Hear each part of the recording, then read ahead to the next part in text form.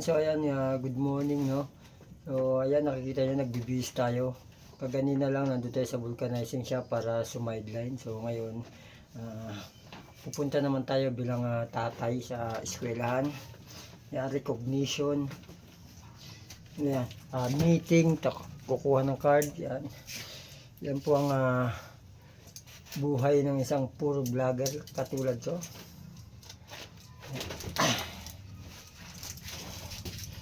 Sana magbago balang araw, magbunga yung ginagawa kong pagod at sakripisyo bilang tatay ng aking anak. So sana balang araw mapanood niya to kapag uugod-ugod na ako kung paano ako naging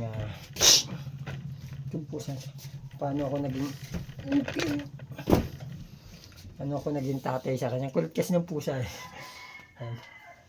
Sana balang araw hindi niya sayangin yung pagod ko. Nakakapagod maging ama. Ano mo yun? Trabaho. Puro trabaho. Tapos wala nang oras sa sarili. Pero masaya naman ako kahit pa paano. How can I try to explain? Yung puso ay naagaw yun. So mamaya din ako sa eskwelahan. Pagbalik, punta naman ako bilang pintor. Papasok na naman tayo sa trabaho.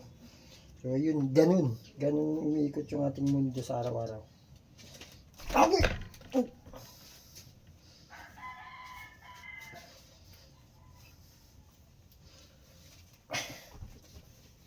Yun oh.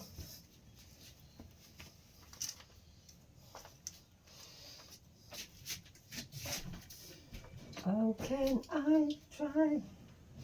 Uy, wala yung diyo ko ah.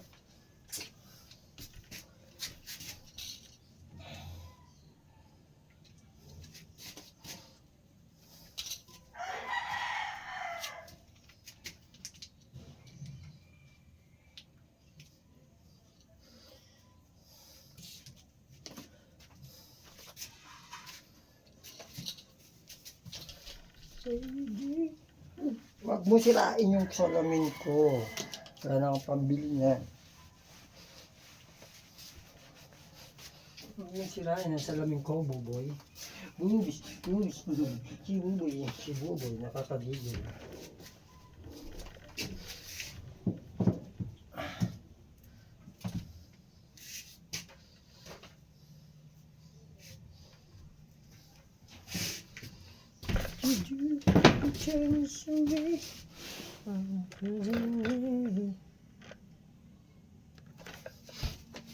Ay, sorry naman.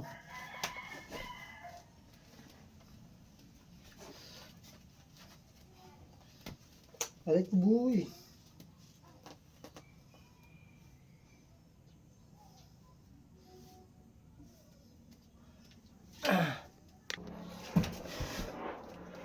You know, bakit ko ginagawa to? So, ginagawa ko tong ganito mga video para inspire yung mga tatay, nanay, o kahit sinong tao na nabubuhay sa mundo na dapat hindi tayo sumuko sa buhay.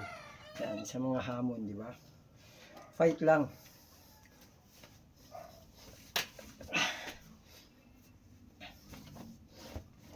Sabi nga, go, go, go.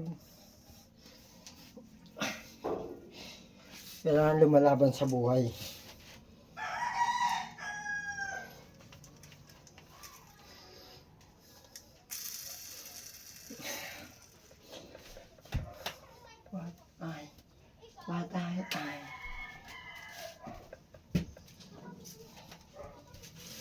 What do you do? Change. So dapat lang payo dun sa mga mag-asawa, sa mga lahat ng alagaan ng pamilya. Panatiliing magkasama. So kasi apektado lahat pagka, diba? So ayun lang, mamaya i-detalye ko yung pagpunta sa school, no? Para makita nyo. So bye-bye muna tayo ngayon. Bye-bye.